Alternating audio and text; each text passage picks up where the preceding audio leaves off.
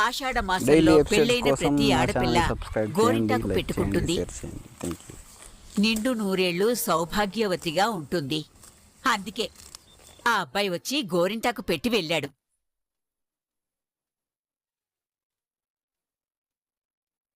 ప్రేమ, ఆ అబ్బాయి ఏదో కోపంలో నిన్నొక మాట అన్నాడని నువ్వు కోపంతో ఇక్కడికొచ్చేశావు. కాని మీ ఆయనకి నీ మీద ఎంత ప్రేముందో ఇప్పటికైనా అర్థమైందా? ఎంత ప్రేముంది? ఇంత ప్రేమ?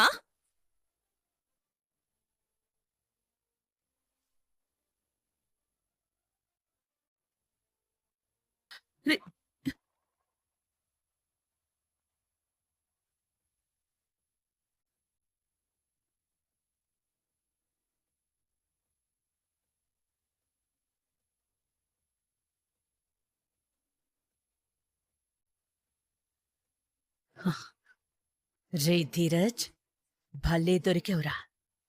చెప్తాని సంగతి.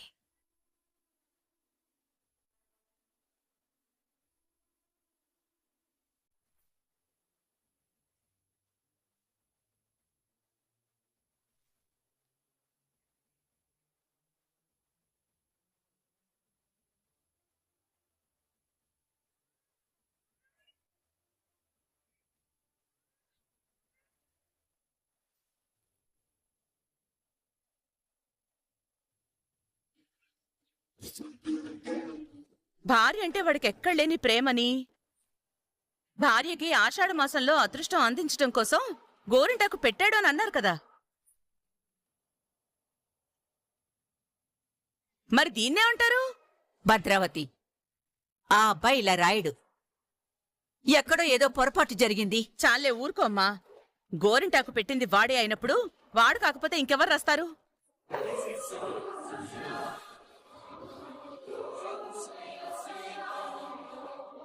ఆ ధీరజ్ గాడు కళ్యాణ్ అనే వాడి పేరు మర్చిపోలేదు. అందుకే ఆ రోజు అందరి ముందు వాడి ప్రస్తావన తీసుకొచ్చి దాన్ని నవ్వులు పాల్చేసి బాధ పెట్టాడు. ఈరోజు ఇలా పేరు రాసి ఆ బాధని ఇంకా ఎక్కువ చేశాడు.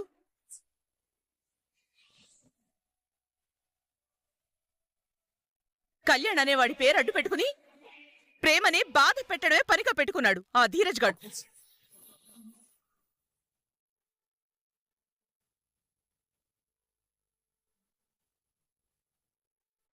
ప్రేమ, ఇది వాడితో నేను తేల్చుకోవాల్సిన విషయం.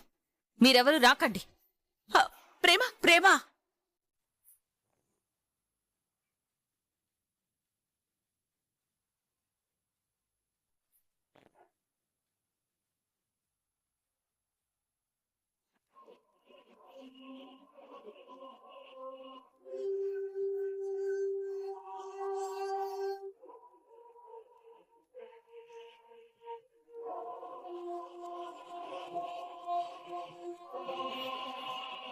ధీరజ్, రే ధీరజ్, బయటికి రా. రే నిన్నే, పిరికోళ్ళ ఇంట్లో దాక్కోవడం కాదు.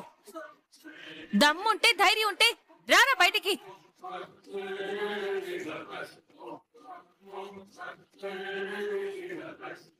రే ధీరజ్ రా.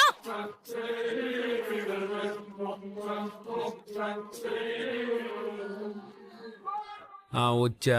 ఏంటంట?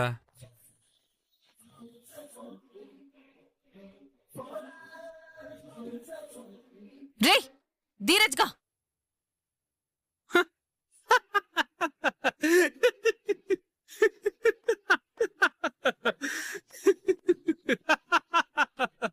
రే ఎందుకు నా నవ్వుతున్నావు? బాబోయ్, పొట్ట పగిలిపోయేలా ఉంది.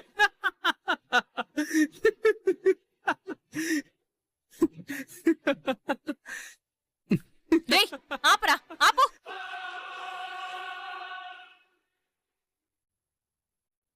ఎందుకురా ఎందుకురా నవ్వుతున్నావు? మీ భద్రం మొత్తం పూనిందే ఏంటి నీ ఒంట్లోకి? రే ఏంట్రా వాగుతున్నావు? మా అంత పోనడం ఏంటి? అవును, మీ అత్త కూడా ఇంతే కదా, ఎగురుకుంటూ ఎగురుకుంటూ ఇక్కడికి వచ్చి రామరాజు రామరాజు అని మా నాన్నని పిలిచేది. 6 నెలలు సావాసం చేస్తే వాళ్ళు వీళ్ళవుతారు, వీళ్ళు వాళ్ళవుతారు అంటారు కదా. మీ అత్త బుద్ధులు బాగానే వచ్చాయి నీకు. మొత్తం ఆవిడ ట్రైనింగేనా?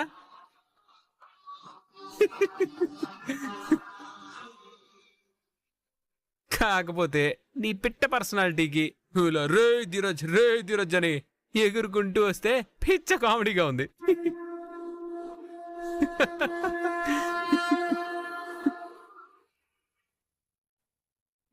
రేయ్, ఆపరా ఆపు.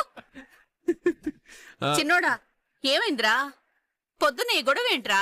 నాకేం తెలుసమ్మా, కళ్ళ కలకొచ్చిన గొడ్ల గోబలాగా ఓ ఉరిమి చూస్తుంది కదా, దాన్నే అడుగు. ప్రేమ ఏమైంది? ఎందుకింత కోపంగా ఉన్నావు? కాసేపు మీరు మాట్లాడకండి అత్త.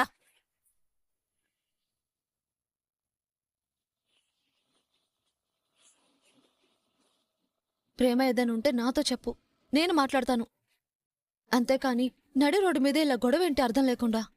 ప్లీజ్ అక్క, మాట్లాడొద్దని చెప్పాను కదా. ఇది నేను తట్టుకోలేని భరించలేని బాధ. నేను వీడితోనే మాట్లాడాలి, వీడితోనే తేల్చుకోవాలి. దయచేసి మీరెవరూ మాట్లాడకండి.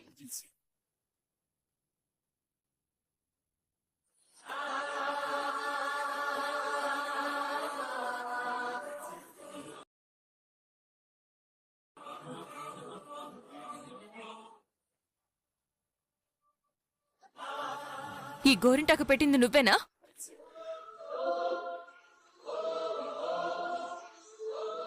యా, నేనే.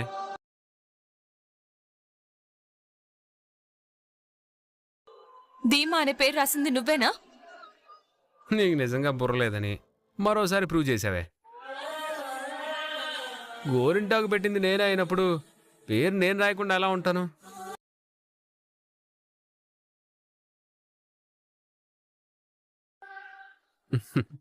ధీమా అని నీ అంత అందంగా రాశాను కదా, నీ మీద నాకున్న ప్రేమ అంతా అందులో కనిపిస్తుంది కదా.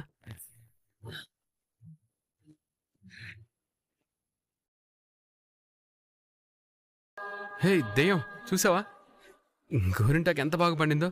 మందారంలా పండితే మంచి మొగుడు వస్తాడని అంటారు కదా. అంటే నీకు మంచి మొగుడు వచ్చినట్టే కదా. మంచి మొగుడినే కాదు, అందమైన మొగుడిని కూడా.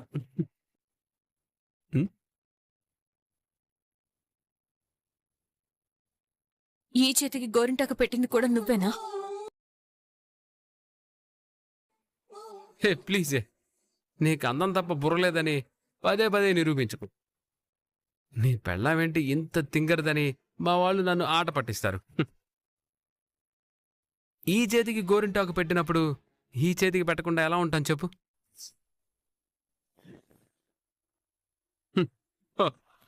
నీ రెండు చేతులకి గోరింటాకు పెట్టింది నేనే.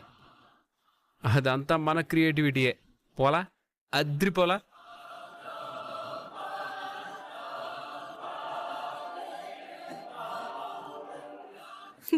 ఎందుకురా, ఎందుకు నేనంటే నీకంత కోపం?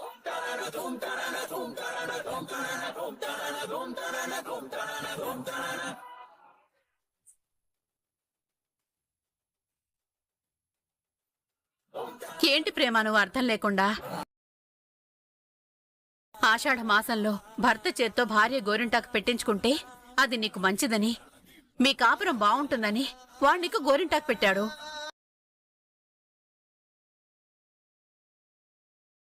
అవును ప్రేమ, నీ మీద తనకి ఎంత ప్రేమ ఉందో చెప్పడం కోసమే ధీరజ్ నీకు గోరింటాకు పెట్టాడు. అది నువ్వు అర్థం చేసుకోకుండా కోపమని మాట్లాడతావేంటి?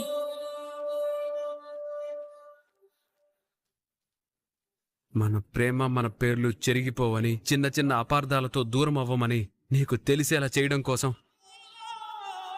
నీకోసం నేను ఎంతలా ఎదురు చూస్తున్నానో నువ్వు తెలుసుకోవాలని, నువ్వు రావాలని మన పేర్లు రాశాను. అది కోపం కాదు, నీ మీద ఆకాశం అంత ప్రేమ. ఇప్పటికైనా తెలుసుకొని చావు.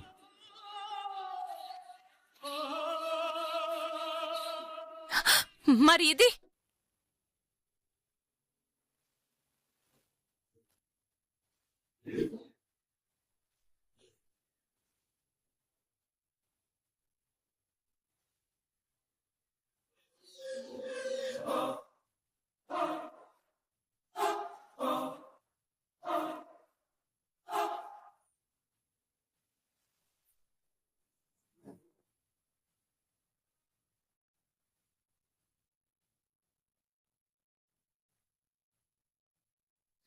నా మీద నీకు నిజంగా ఆకాశం అంత ప్రేమ ఉంటే నేను తిరిగి రావాలని నువ్వు నిజంగా ఎదురు చూస్తే ఆ వెధవ కళ్యాణ్ గడి పేరు ఎందుకు రాస్తావురా?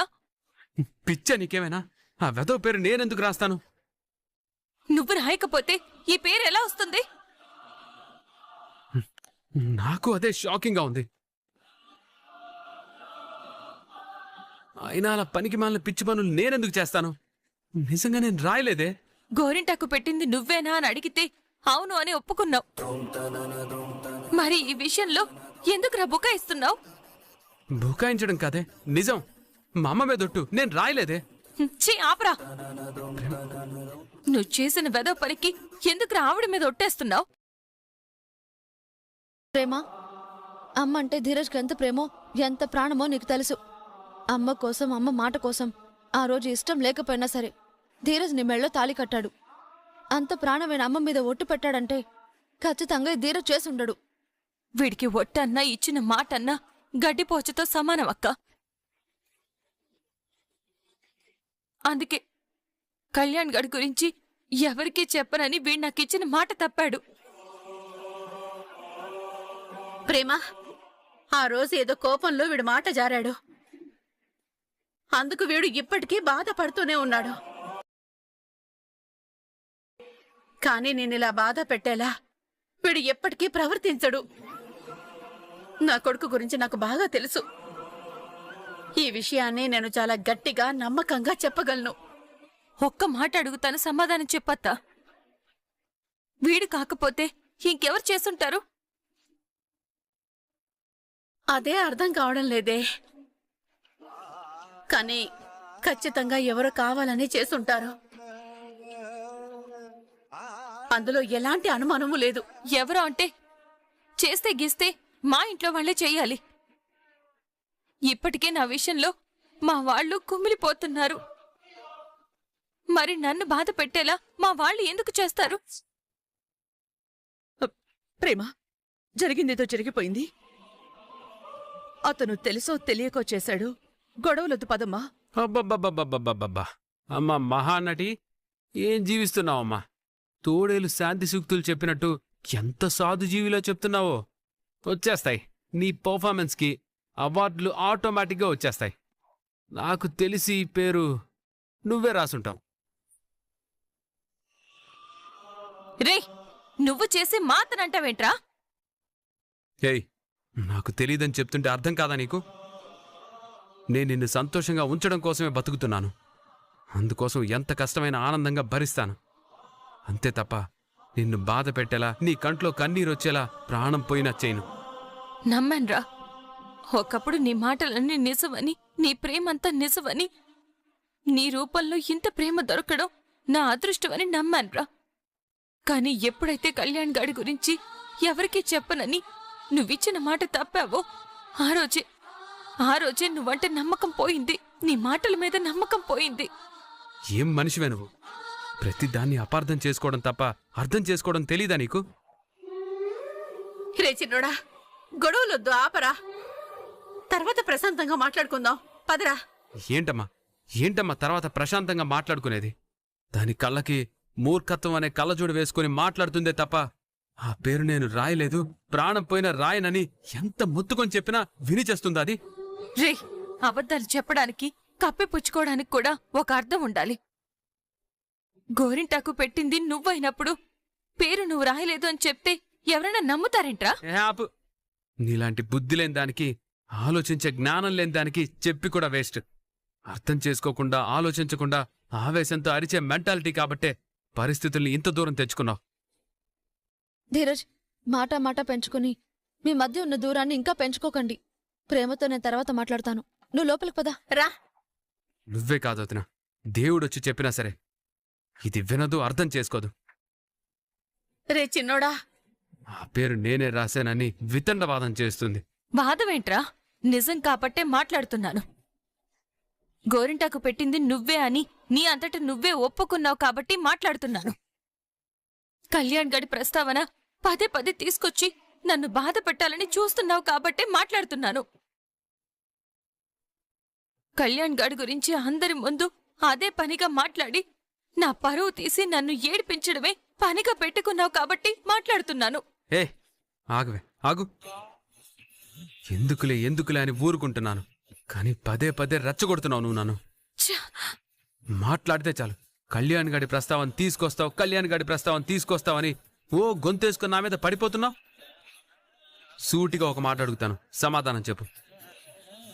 నేను మాట్లాడిన దాంట్లో తప్పే ఉంది. నువ్వు చేసిందే కదా నేను మాట్లాడింది.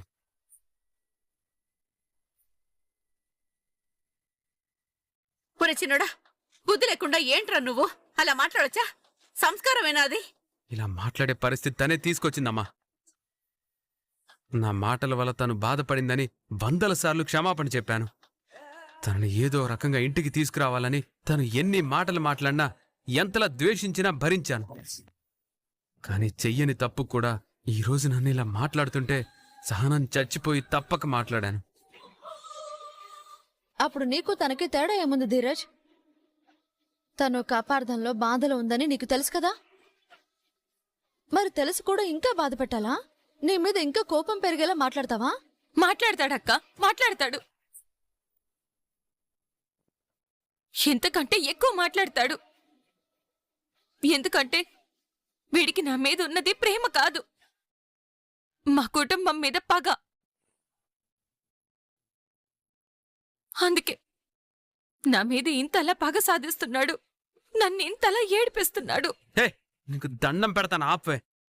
నీ కుటుంబం మీద నాకు నిజంగా పగుంటే, నిన్ను అడ్డం పెట్టుకుని ఆ పగ తీర్చుకోవాలని నేను అనుకుంటే 8 నెలలు నిన్ను కళ్ళల్లో పెట్టుకొని చూసుకోను. నీ కంట్లో కన్నీరు రాకుండా చూసుకోను. చూడు, నన్ను నా ప్రేమని అర్థం చేసుకోవడం నీకు రాదని నాకు అర్థమైంది. ఎన్ని రోజులైనా సరే నువ్వు నన్ను బాధ పెట్టిన వాడిలా చూస్తావే తప్ప నీకోసం బ్రతికే వాడిలా చూడవని నాకు తెలిసిపోయింది. నా ప్రాణం ప్రపంచం అన్నీ నువ్వే అనే విషయం నువ్వెప్పటికీ తెలుసుకోలేవని అర్థమైంది. అందుకే ఆ రోజు గుడిలో నువ్వు చెప్పావు కదా, ఇప్పుడు నేను చెప్తున్నాను విను. నువ్వు నాకు వద్దు.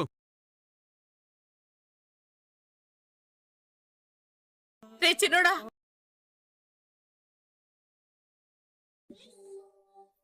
శ్రీరామ, రే చిన్నోడా, ఏంట్రా నువ్వు బుద్ధి లేకుండా?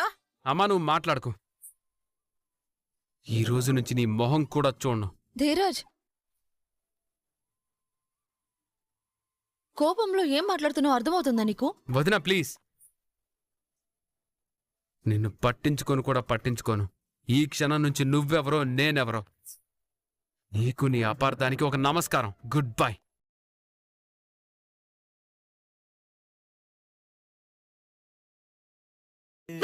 ధీరజ్, ధీరజ్, ధీరజ్,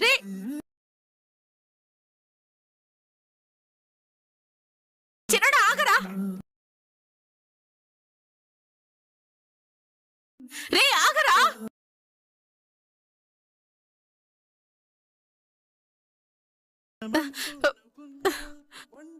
ప్రేమ, వాడేదో కోపంలో మాట్లాడాడే, వాడి మాటల్ని నువ్వేం పట్టించుకోకమ్మా. ప్రేమ నువ్వురా, పదమ్మా పద. ప్రేమ, ప్రేమ.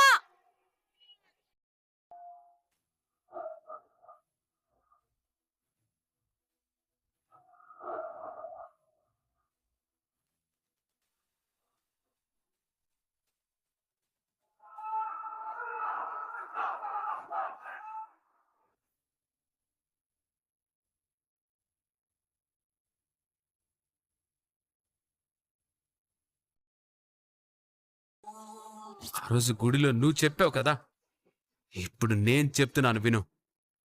నువ్వు నాకు వద్దు.